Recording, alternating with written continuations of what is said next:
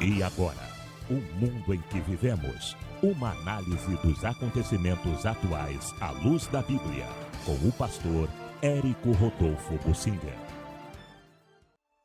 Os escândalos evangélicos normalmente seguem um padrão comum.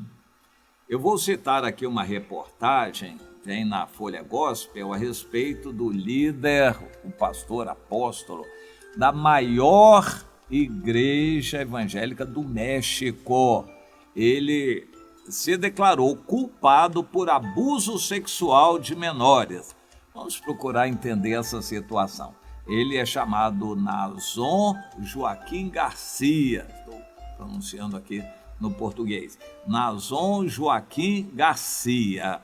Ele, preso desde 2019 nos Estados Unidos, em Los Angeles, ele confessou e assumiu o erro para que receba a sentença. É interessante porque ele reconheceu. Antes, claro, ele não queria reconhecer, mas as coisas foram, de uma certa forma, encaminhadas tão fortemente contra ele que, orientado pelos advogados, ele tomou a decisão de achar melhor ele confessar do que ele ser julgado sem confessar, negando. Aí seria pior ainda. Nos Estados Unidos é interessante. Aqui no Brasil não faz a mínima diferença, mas o perjuro é grave lá. O fato de ele dizer que não fez e ser comprovado que ele fez, só por isso tem uma pena maior.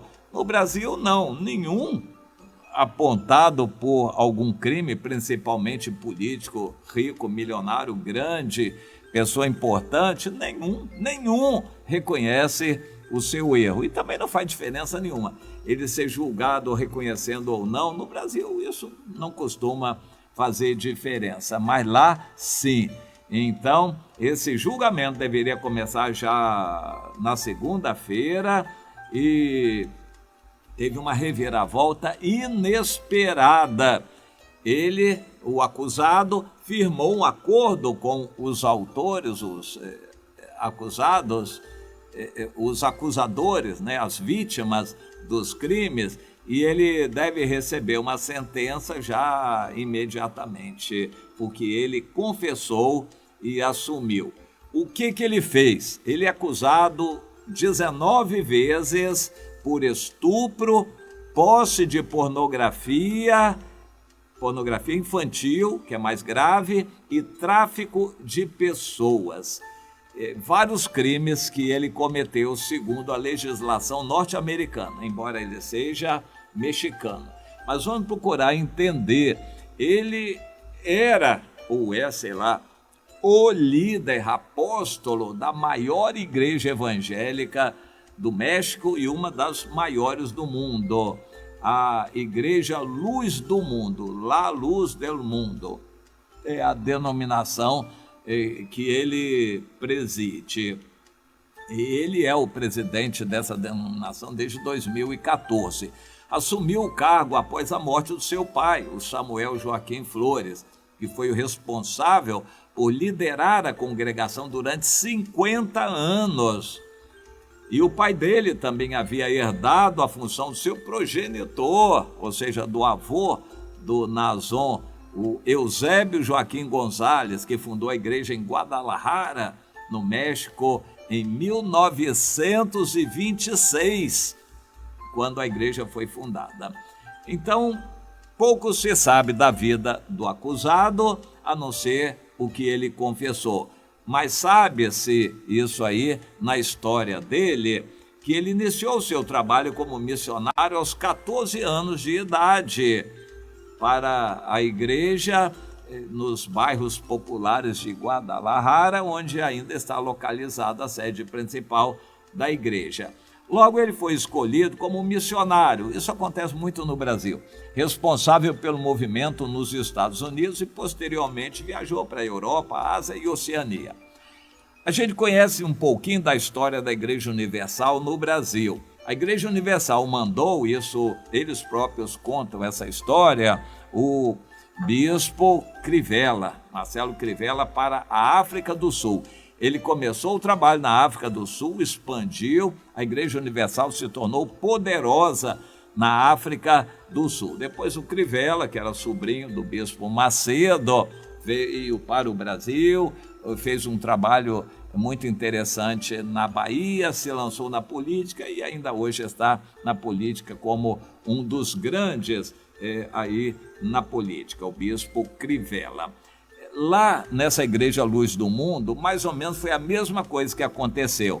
Quando o pai do Nazon, o Samuel Joaquim, era presidente por 50 anos, ele designou o filho Nazon para ser missionário, representante responsável pela igreja nos Estados Unidos. E ele fez o seu trabalho. Aparentemente, ele se utilizou bastante da comunicação, das redes sociais e expandiu o poder.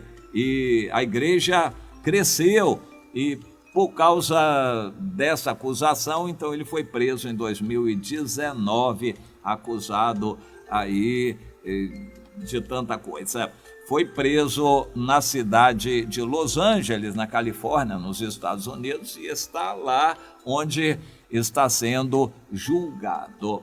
Bom, o promotor foi muito duro com ele, o Xavier Becerra, de origem também mexicana, ele disse, olha, crimes como estes alegados nessa denúncia não têm lugar em nossa sociedade. E ponto final, não tem conversa, não tem nada e vai ser punido severamente.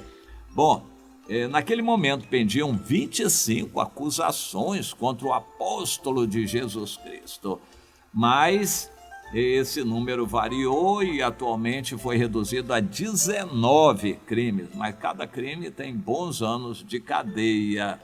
Isso por causa de abuso sexual de menores, violação de menores, posse de pornografia infantil, tráfico de pessoas. Esses supostos crimes aconteceram entre 2015 e 2019 em Los Angeles. E esse processo criminal é baseado no depoimento de 5 mulheres vítimas e estarão denunciando. Bom, alguém diz que o Nazon vivia um filme pornô em 90% do seu tempo, ou seja, era um sujeito distorcido.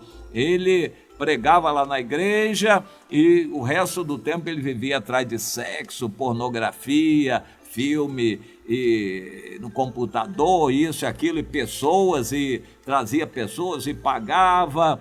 E ele tinha lá uma mulher, Sochil Martin, uma jovem americana, que servia como recrutadora para ele, ia recrutando moças, mulheres para terem relação sexual com ele.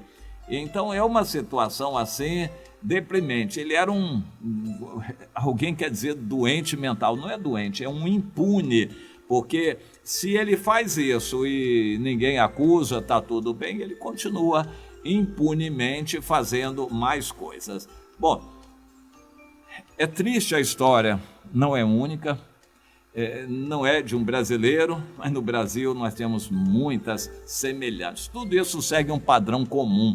É um sujeito que se julga um semideus, na verdade ele era filho e neto dos fundadores, então ele era o dono da igreja, uma igreja neopentecostal que engana as pessoas, isso é muito comum. A pessoa se faz um semideus, promete milagres e maravilhas e orações poderosas e lida com muito dinheiro, engana muita gente, as pessoas gostam de ser enganadas e ele, utilizando o poder que tem, se sente livre para cometer aqueles pecados todos. Não há um grupo de pastores para controlá-lo, ele não tem que dar satisfação e relatório para ninguém, ele abusa de tudo, o dinheiro da igreja é dele. Esse padrão é muito comum nas igrejas neopentecostais. Escândalos para todo lado, muitos não apareceram, mas Deus diz que vai fazer isso aparecer no Brasil. Muitos escândalos ainda aparecerão envolvendo esses grandes, entre aspas, isso é fundamental. Deus não quer nenhum grande. Esses esquemas que elogiam, envaidecem, engrandecem algum grande pregador, maravilhoso pregador, em geral, todos esses esquemas são minados com muito pecado de orgia, pecado de abuso do dinheiro e pecados sexuais. Infelizmente, o evangelho está com a imagem denegrida perante a sociedade por causa desses casos. Mas isto é um sistema que favorece igrejas grandes, massificadas, e igrejas que são empresas, um líder que é super apóstolo, super homem, super tal, e que não presta contas a ninguém, a vida dele não é conhecida, ele não abre a vida dele, a família dele não é conhecida, ele faz o que quer, é dono da igreja, a tesouraria, o bolso dele. Esse é o padrão. E no Brasil tem muito caso assim. Provavelmente muitos escândalos vão aparecer ainda no Brasil, nesse mesmo estilo, infelizmente. Não é só no Brasil. Esse caso no México, está nos Estados Unidos, a África tem aos montes situações assim. O próprio Paul Yong-cho foi envolvido, já morreu, mas antes preso por causa de um escândalo envolvendo dinheiro, e assim os grandes do mundo estão propensos a cair. Quanto mais alto alguém se faz, maior é a queda. Deus não dá sua honra a homens que se engrandecem. Cuidado, quando você gosta de ouvir muito exaltar, engrandecer um apóstolo, um grande pastor, um grande homem, um grande... Cuidado, o Senhor quer servos, ele não costuma trabalhar com grandes. Entenda isto.